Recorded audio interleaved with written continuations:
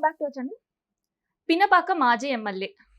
So ఆయన ఒక ప్రజాప్రతినిధి. ఇంకొకైనా సర్వీస్లో ఉండి మహిళల పట్ల గౌరవంగా వ్యవహరించిన వ్యక్తి. ఇంకొకైనా ఐపీఎస్ ట్రైనింగ్. సో ఎవరైనా సరే మహిళల పట్ల అసభ్యంగా ప్రవర్తించడానికి మేమే రోల్ మోడల్ అన్నట్టు వ్యవహారం.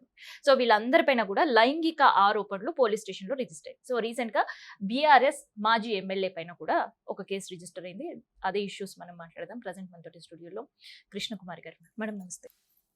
అసలు వీళ్ళకి మైండ్ ఏమైనా పనిచేస్తుంది అనిపిస్తుంది? అందరూ పబ్లిక్ సర్వెంట్సే, కానీ ఇక్కడ పబ్లిక్ సర్వెంట్స్ అనే వర్డ్ తీసేసి మహిళలను స్లేవ్స్ గా బిహేవ్ చేసే పద్ధతి ఏంటి? ఇది చాలా బాధాకరం అండి. వీళ్ళ ఉద్దేశంలో మహిళలు అంటే మన కోసమే ఉన్నారు. మనకు సంతోషాన్ని ఇవ్వటానికి, మనకు సుఖాన్ని ఇవ్వటానికి, మనం ఏం చెప్తే అది చేయటానికి చేసే ఆట బొమ్మలు. అది ఇది కాదంటే బానిసలు, అది ఇది కాదంటే అవసరంలో ఉన్నవాళ్ళు, అది ఇది కాదంటే ఏదైనా ఇంకా వాళ్ళకి ఇంతకంటే మార్గం లేదు అని చాలామందికి ఈ అపోహ ఉంది. ఈ చాలామంది మామూలు వాళ్ళకి ఈ అపోహ ఉంది అనుకోండి, అది వేరే విషయం.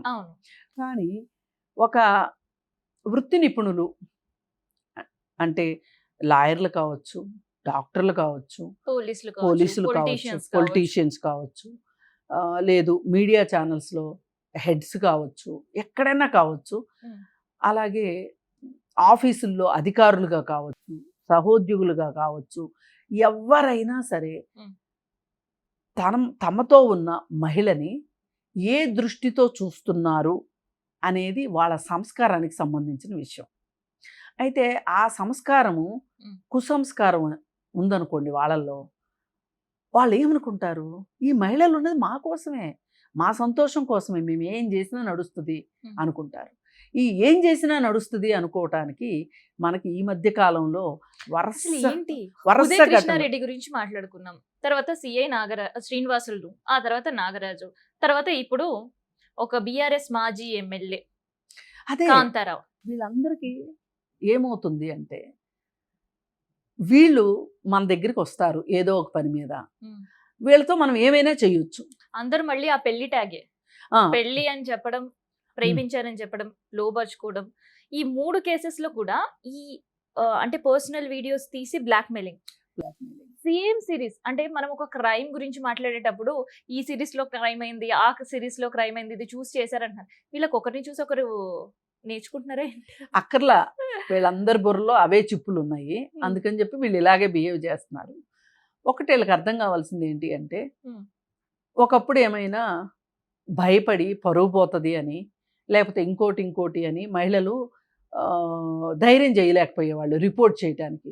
ఇప్పుడు మొన్న చూడండి శ్రీనివాసులు రెడ్డి తోటి, ఇప్పుడు వీళ్ళిద్దరి మధ్యలో ఒక ఆడియో కాల్ నడిచింది. ఈమె కంప్లైంట్ ఇచ్చిన తర్వాత ఈమెకి ఫోన్ చేసి ఏం బెదిరించాడంటే, అతను ఆడపిల్లవి చూసుకో, నువ్వు ఎక్కడంటే అక్కడ ఫోటోలు ఇస్తున్నావు, నేను ఒక్కడనే కాదు కదా, నువ్వు కూడా ఉన్నావు కదా అంటే, ఆ అమ్మాయి అన్నది, ఇంతకంటే ఏమవుతుంది నా జీవితంలో, ఇంతకంటే ఏం జరుగుతుంది, సర్తి ఆల్రెడీ నా బతుకు రోడ్డును పెట్టావు, ఇంకేంటి అని చెప్పి ఆ అమ్మాయి ఆ మాటలు, ఆ వేదన వింటుంటే, ఇంకా ఒక పరిస్థితి వచ్చేసిన తర్వాత పిల్లిని గదిలో పెట్టి కొట్టినా కానీ పులి అవుతుంది అన్న చందంలాగా ఈ మహిళలు ఊరికనే ఉంటారు.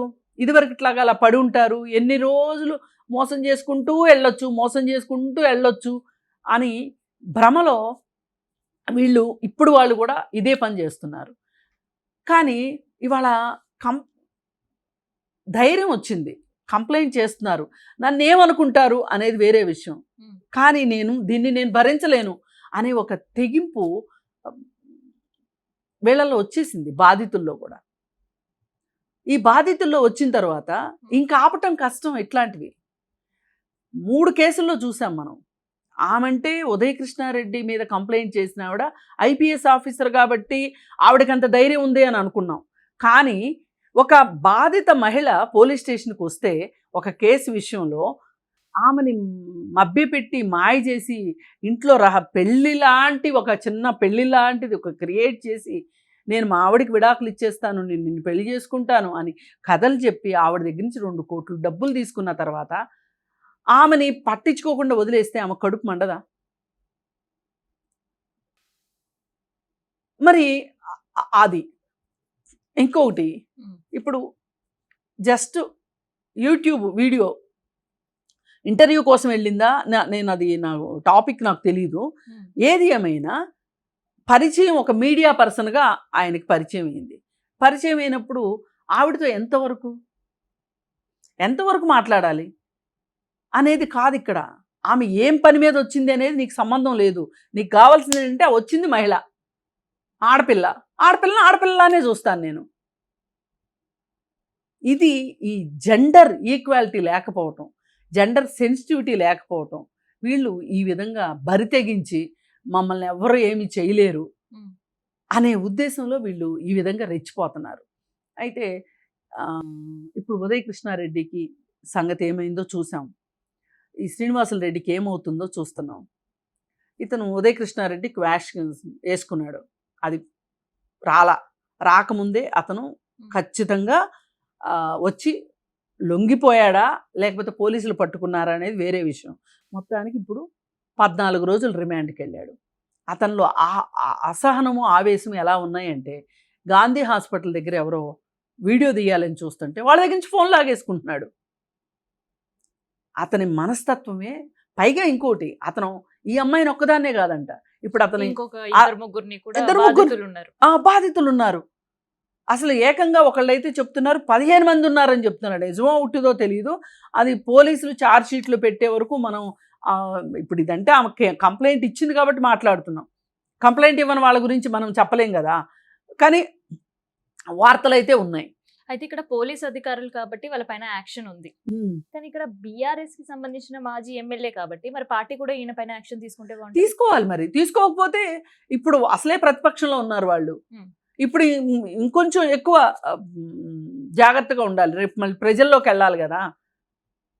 వెళ్ళాల్సినప్పుడు పాపం నిజంగా వాళ్ళకు కూడా దెబ్బ మీద దెబ్బ పడుతుంది.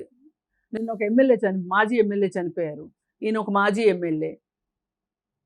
పైగా ఇంతకుముందు వాళ్ళ దగ్గర ఉన్న ఒక ఎమ్మెల్యే మీద కూడా ఒక మహిళ వచ్చి చాలా కంప్లైంట్ చేసింది. కానీ పాపం ఎవరు పెద్దగా పట్టించుకోలేదు. ఈ ఆరోపణలు వస్తానే ఉంటున్నాయి, వీళ్ళు కూడా దులుపుకుని వెళ్ళిపోతున్నారు. కాకపోతే ఒకప్పటికి ఇప్పటికి వచ్చిన తేడా ఏంటి అంటే, ఏ టెక్నాలజీని చూపించి వాళ్ళని బెదిరిస్తున్నారో అదే టెక్నాలజీని ఉపయోగించి వీళ్ళు కూడా నలుగురికి తెలిసేటట్లు చేస్తున్నారు. ఇవాళ బాధిత మహిళలు ముందుకొచ్చి మాట్లాడితేనే ఇట్లాంటి వాళ్ళు కంట్రోల్ అవుతారు. పైగా ఇంకోటి, వీళ్ళపైన చర్యలు తీసుకునే విషయంలో కూడా ఫాస్ట్గా ఉండాలి. ఇదివరకు నోటి మాటలే ఉండేవి. ఏంటి, నన్ను అతను ఇలా మోసం చేశాడండి, అదండి ఇదండి అని. ఇప్పుడు ఈ ఎలక్ట్రానిక్ ఆధారాలు దొరుకుతున్నాయి మనకి. ఇప్పుడు వీళ్ళు మాట్లాడుకున్న మాటలు కావచ్చు. ఇప్పుడు జూబ్లీ హిల్స్ సిఐకి సంబంధించి ఆమె డబ్బులు ట్రాన్స్ఫర్ చేసింది, 2 కోట్లు ఇచ్చింది. దానికి సంబంధించి కొన్ని ట్రాన్సాక్షన్స్, ఆన్లైన్ ట్రాన్సాక్షన్స్ ఉన్నాయి. దొరికిపోయాడు కదా. మళ్ళీ పైగా ఆవిడికి అబార్షన్ చేయించాడు హాస్పిటల్లో. అప్పుడు తను వాడే నెంబరే రాశాడు కదా అక్కడ. అంటే వీళ్ళు ఈ మాత్రం కూడా మనం టెక్నికల్గా ఇరుక్కుంటాము అనేది కూడా సోయి కూడా లేకోకుండా ఈమెల్లి కంప్లైంట్ చేయబోతుందా అనే ధీమా. ఉదయ్ కృష్ణారెడ్డి అంతే కదా. ఇప్పుడు ఆమె ఎవరైతే ఆఫీసర్ని వేశారో, ఇన్వెస్టిగేషన్ ఆఫీసర్ని, ఆవిడ ఏం చేసింది, 6 నెలల నుంచి సీసీటీవీ ఫుటేజ్ అడిగి తీసుకుంది. ఇప్పుడు ఆమె ఏం కంప్లైంట్ చేసింది, నన్ను జుట్టు పట్టుకొని వరండాలోంచి లాక్కొని తన రూమ్లోకి తీసుకెళ్ళాడని చెప్పింది కదా. మరి అది సీసీటీవీలో రికార్డ్ అవుతుందా అవదా? అవుతుంది కదా.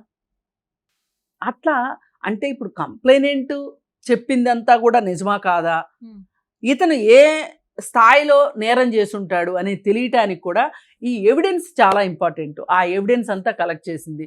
అలాగే మళ్ళీ అక్కడ ఉన్న వాళ్ళని చాలామందిని ఆవిడ మాట్లాడింది.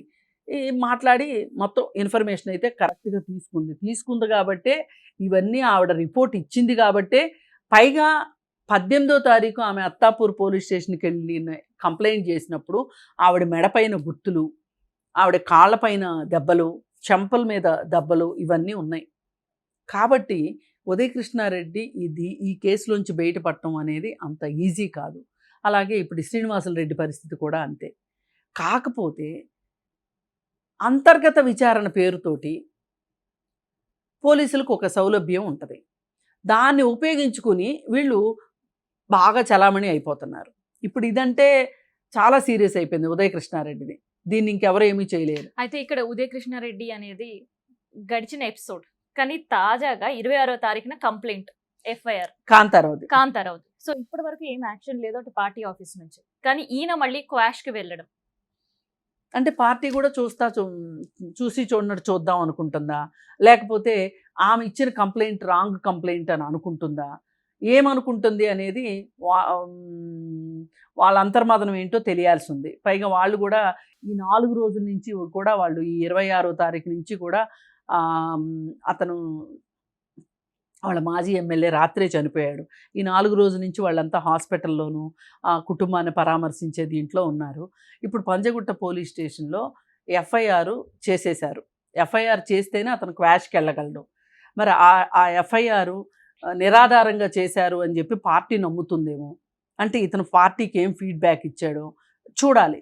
అసలు ఇప్పుడు రేపు క్వాష్ అవ్వలేదు అనుకోండి అది హైకోర్టులో, అప్పుడేం మాట్లాడుతుందో చూడాలి. అంటే ఇక్కడ కొంచెం మనము వేచి చూడాలేమో. వేచి చూస్తే కానీ మనం మాట్లాడలేము. ఏదైనా ఒక అమ్మాయి ధైర్యంగా వెళ్ళి ఒక మాజీ ఎమ్మెల్యే మీద అంత ఏమీ స్కోప్ లేకోకుండా అయితే కంప్లైంట్ ఇస్తుందని నేనైతే అనుకోను.